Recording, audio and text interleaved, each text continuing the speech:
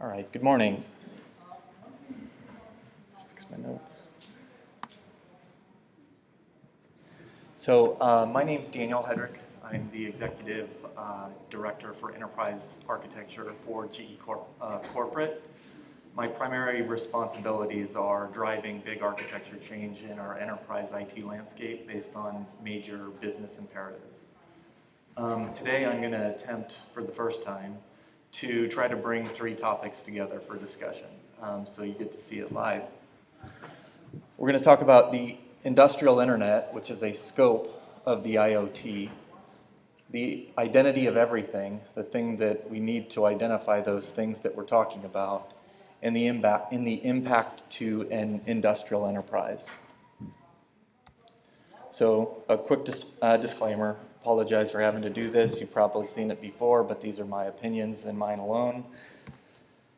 Let me talk a little bit about the company that employs me. I work in an industrial enterprise. It's a multinational organization. I'm sure you've heard of them. We work in the area and space of developing things that are connected as it relates to the IoT. We have a diverse set of challenges that are inclusive of the general scope of Internet of Things, but are specifically focused on that of things like critical infrastructure. So in that vein, we're working on technologies to help connect these things in a way that helps enable technology to help these machines communicate as well as offer value to our customers and hopefully their customers. So let's start. You'll probably see multiple versions of the same definition or similar versions of the definition of the Internet of Things. Hopefully you haven't seen one like this. So what is the Internet of Things? Well, in its simplest form, it's a thing with some computing capability, a network interface, and some way to communicate over a routable network, and with some growth. The expectation of large growth and scale. I will admit that I did contemplate a version of this slide with Ian Glazer's face on these guys. So, all right, but seriously, so what is the IoT? We'll walk through a very basic scenario of the usage of the Internet of Things. So first, you need at least two things with at least a unique ID, which may or may not be its identity. You may call this thing thing one or thing two, or it may be thing one at thingsareus.com, but at least must have a unique ID. A network connection, probably wireless, because even things want to be mobile these days, and probably something to connect to, usually in the cloud. So some sensors, some information to be collected from these things to identify the operating behavior of the thing itself or its external environment and variables.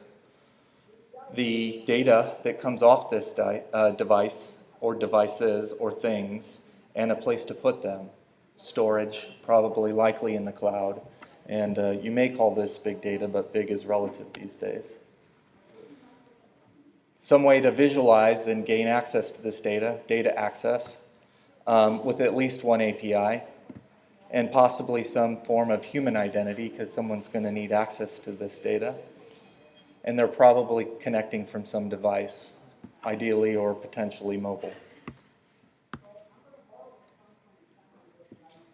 With that comes the computing power of cloud and the ability to provide some value from this data that's been collected, usually to give you some information about something that you didn't already know or some information to help operate that thing in a more efficient manner. And if you're up for it, some sort of remote control. So the ability to reach back and manage this thing in a way that you may desire from another location. And then obviously where there are things connected, you must have some security. So this is a relatively basic flow, and it may seem trivial, but what I'm going to attempt to do is draw a correlation between this use case and the various scopes of the Internet of Things. So what's the big deal? So besides the promise of the Internet of Things touching every vertical of industry, the ideal of actually providing a better way of life and way to operate, it's huge. We all know it's huge. You can search for any number of statistics around projections of the amount of data, the data that will be consumed, provided by these devices, the number of devices that are connected over time. Only time will tell, however, how many that is. It's also a market opportunity. We know that this is big business. There's a tremendous amount of revenue opportunity in this space. With the Internet of Things comes the need to better manage these things and a way to actually enable these things to do what the expectation is. But specifically for this is the Internet of Things. There is a scope of things that are not like the others, and that is the critical infrastructure domain. Not only does it touch all things, but it also touches the things that are related to the industry that I work in. So the Internet of Things is really more than the Internet of Things, but actually the convergence of things. So let's talk about this use case a little bit as it relates to the industrial Internet. We had, I think I used just about every buzzword possible. We had API, we had cloud, we had mobile, we had big data, and just about any other one you can imagine in there. Continuous. Thank you. We didn't have continuous, but that's because it isn't continuous. I heard it was discrete. This looks like the same thing. There's a device, it's collecting data. The data is being collected, someone's doing monitoring and alerting, someone's been identified, they're using their mobile device that looks like a consumer device to identify a problem on a very large piece of industrial machinery. Looks similar, but what's the difference? The reality is that it is actually a much different set of scope of infrastructure than the consumer side of the IoT. Now there is a strong relationship. These things are not mutually independent. As we think about scenarios where a wearable or a smart device that you wear actually provides data that could be introduced into a healthcare provider or integrate with your ambulance in an awful event that might occur, that integrates with your smart lighting, which enables you to get to the hospital faster, you're going to see a convergence of these things that rely on a similar set of technologies that we continuously talk about. But not all things are the same. So I can't say I know what these things are, but you can say that they're definitely not the same. So a wearable or a consumer device doesn't come with it the same impact of maybe your smart or automated home or smart system in your home. You may have heard the example of recently a smart refrigerator or a series of smart appliances participating in a botnet, actually able to send out or participate in about 750,000 spam emails. I'm certain that was not part of the design of that piece of equipment. However, it's an impact that came that piece of smart equipment brought to the internet. I'll give you a real example around smart thermostats. So I happen to be a big fan of home automation, and while unfortunately in another time zone, the manufacturer of this connected thermostat decided to push down a patch to the device, which rendered it inoperable. I don't know how many of you have been to Chicago in December or January, but it gets pretty cold. This is a level of impact that was unintended, but brought with it a fair amount of circumstances. Now imagine a scenario where a distributed denial of service attack could occur across millions, if not billions of devices against a critical piece of infrastructure. The important thing is to remember that not all things are the same, and we need to treat these things with the respect that they deserve. So the identity of everything. So Confucius said, the beginning of wisdom is to call things by their proper name. I doubt that Confucius was referring to the Internet of Things, but I'm certain that he's implying that in order to have the most rich form of communication, there must be the most proper use of terms and context. Semantics and context matter in the naming of things. So let's talk about the definition of a thing.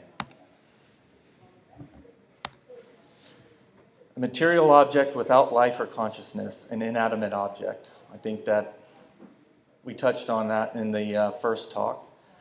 Some entity or object or creature that is not or cannot specifically be designated or precisely described. So that could be interesting. We can't uniquely identify the thing, but we may be able to identify groups of things or types of things. An action, deed, event, or performance. So a thing that a thing does. That could get interesting. So definition of an identity. This has been a long-standing debate in the IAM industry, but for all intensive purposes, it is what you say you are, or who you say you are, what someone else says you are, and what we think you are. So what does that mean within the challenges or context of the identity of things?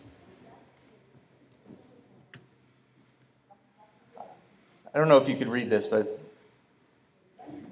this may or may not be a realistic example of a use case that might happen in an industrial enterprise. We have this great new business opportunity, and we need your IT support. Can we add 100 million devices to your enterprise directory? What do you think they're going to say? I think we're going to need a bigger insert your IAM technology. So we've got three problems here. One is basically scale. The scale of which we operate in the number of things that we're about to hit.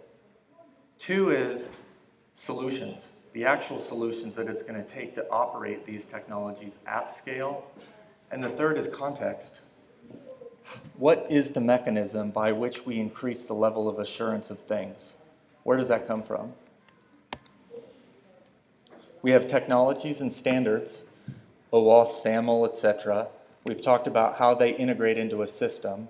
We've talked about consumer-oriented technology that integrates into the enterprise and how all of these technologies continue to apply. However, what we need is less technology and more solutions.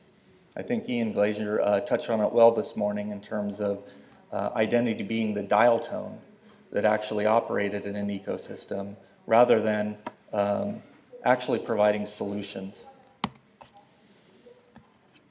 So now I'm going to try to tie this back to the industrial enterprise. So it's not uncommon for me to get a call, say we're building this new thing inside the company and we want to connect it in some way. We need to connect it either in a lab or in some way to test. It's not uncommon nowadays for us to get calls from product engineering to say, how do I get SAML into my embedded controller? How do I get this thing to know how to do identity?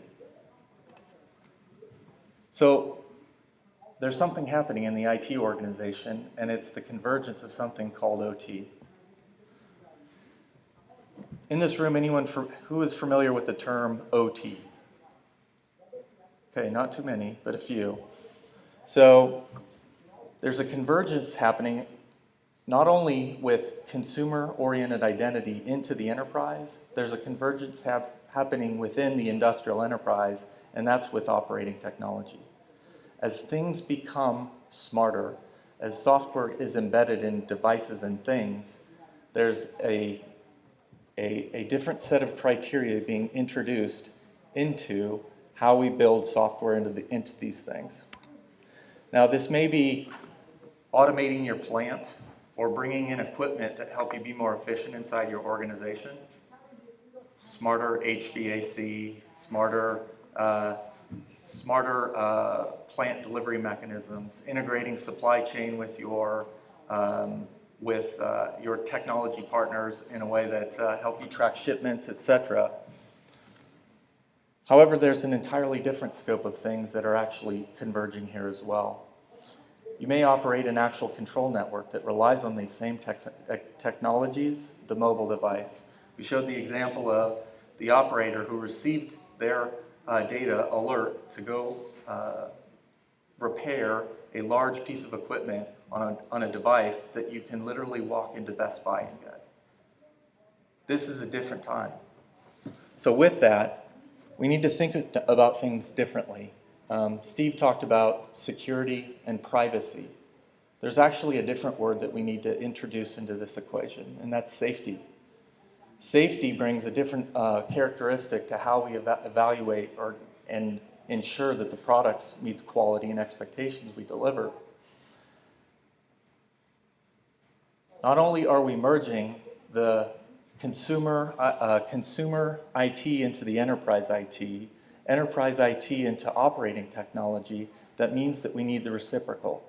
We need to bring the rigor of safety and quality controls back into what we deliver from an enterprise IT perspective. That includes standards. So as we think about the standards, bodies that are integrating the Internet of Things, there is a scope that must be managed here. So stay calm. That sounds terrible, right? It's pretty scary. It is. It is. It's very scary, and we should take it seriously. But there is a way for us to manage this. First, manage your scope. Point solutions are acceptable. It may be okay for now. But if you don't manage your scope and define your scope, you won't be able to define your threat model. Know your risk. Know your adversary. Know your failure modes. Be able to address those. We need to think of things in terms of systems versus components. Engineers typically build machines and things and devices as a component with very specific quality control.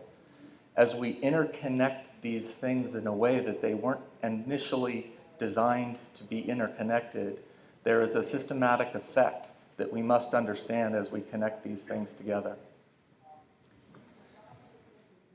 Know the impact of kinetic effective change. SDLC. SDLC is common sense, but know that security starts early in design. Basic hygiene in design versus secure after the fact. Define your boundary. I know we've said perimeterless, borderless, etc., but the reality is that there is a boundary. There is logical physical isolation that must occur. We know that as long as something is powered on, it is susceptible. However, not all things must communicate. Design for untrusted. Many legacy things that will be connected to the internet will actually struggle with this. However, as we look to develop standards for things that are in this world of IoT, they should be built in a model where they can be deployed anywhere in an untrusted manner. But we must trust something. So in an untrusted world, or where we must trust in order for things to communicate, similar to what Patrick mentioned this morning, is that always verify. An authenticated device is not necessarily a trusted device. So the concept of contextual verification of things in a connected world is very important. Invest in intelligence. This is a couple of fashions. Analytics are your friend as it relates to understanding the context of identity in a large ecosystem. However, also know your scope and your peer group, and there are things that you can leverage, such as threat feeds and other examples of intelligence to manage the scope of risk in your environment. And plan for and know how to react for failures. So that's it. That's my talk. Questions?